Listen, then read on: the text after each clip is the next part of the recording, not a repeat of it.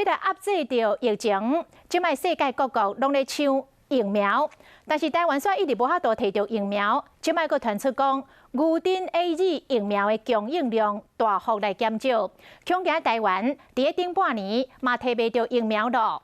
专家就讲，愈晚摕到疫苗，生活就会愈慢，才会当恢复正常。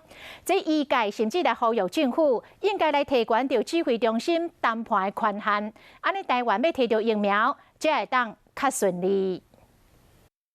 就是这新冠疫苗，互台湾人等啊等也未等到，即马佫传出 AZ 疫苗第二季供应量减到一半，也就是台湾想要伫咧顶半年摕到1000万剂 AZ 疫苗，可能会晚未来。那台湾如果 AZ 晚进来的话呢，就是台湾能够打疫苗时间就往后延。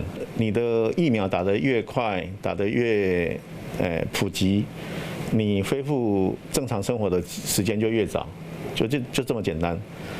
所以现在先进国家都是在做这件事情。即马台湾会当摕到疫苗，包括 COVAX 分配476万剂，佮有甲 AZ 买1000万剂，和莫德纳买505万剂。那即马 AZ 疫苗可能晚未来，专家讲会当期待是莫德纳疫苗。我们跟莫德纳直接订合约，而且他在美国。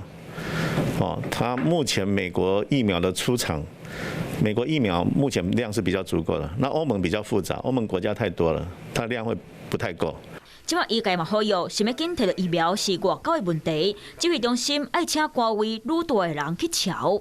应该就是要给这个在这个位置上的人更大的一个权限跟权利，那他能够可以去调动其他部门的一个资源。